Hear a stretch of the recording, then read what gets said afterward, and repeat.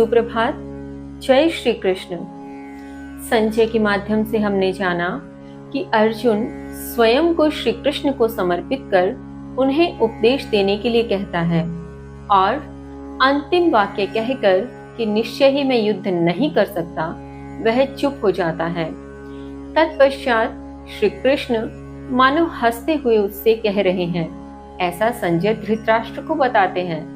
अब कृष्ण की हंसी के पीछे क्या राज है, क्या व्यंग्य है, क्यों वे हंसते हुए अर्जुन से अपने वाक्य कह रहे हैं, जानते हैं। श्लोक संख्या 11 है। अशोचानन्विशोचस्त्वं प्रज्ञावादांश भाषसे गतासून गतासूंश्च नानुशोचन्ते पंडिताः नानुशोचन्ते पंडिताः। श्री भगवान अर्थात श्री कृष्ण कहते हैं, हे अर्जुन, तुम पांडित्यपूर्ण अर्थात प्रज्ञावाद की बात करते हो और शोक करते हो। विद्वान लोग जिनके प्राण चले गए अथवा जिनके प्राण नहीं गए, उनमें कभी शोक नहीं करते। भावार्थ, कृष्ण अर्जुन से कह रहे हैं कि तुम ऐसे तो बहुत प्रज्ञावाद की बातें कर रहे हो, बहुत पांडित्यपूर्ण बातें कर रहे हो कि तुम जानते हो कि यह धर्म युद्ध है, तुम जानते हो यह जो राज्य है जो तुम्हें प्राप्त होगा वो देवताओं समान राज्य है, तुम जानते हो कि यह युद्ध किन कारणों से किया जा रहा है और जो तुम्हारे समक्ष खड़े हैं वो सभी अधर्म के साथ हैं, वो सभी धर्म के विरुद्ध हैं। ये सब तुम जानते हो, तुम पांडित्यपूर्ण बातें करते हो और साथ में शोक करते हो।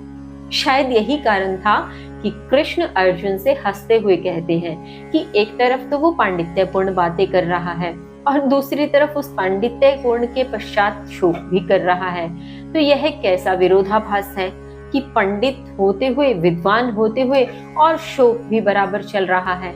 शायद इसीलिए कृष्ण हंसते हुए अर्जुन से कह रहे थे। इसी क्रम में श्री कृष्ण यह भी कह रहे हैं कि विद्वान लोग जिनके प्राण चले गए, जिनके नहीं गए, अर्थात मृत अथवा जीवित, दोनों ही परिस्थितियों में शोक नहीं करते, क्योंकि यह शोक का विषय ही नहीं है।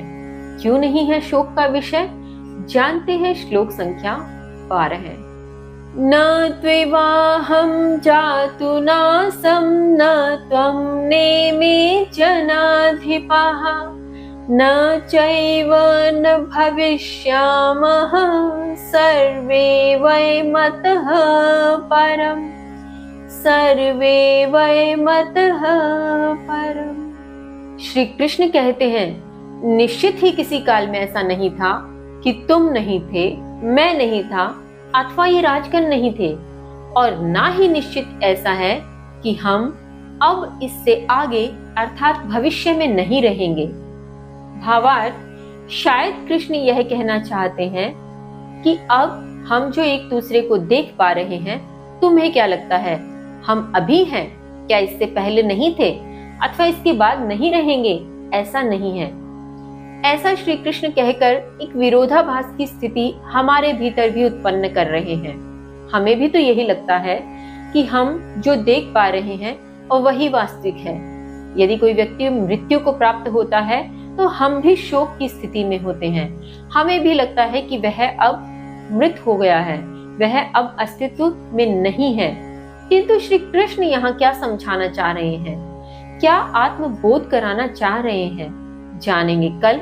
तब तक के लिए जय श्री कृष्ण।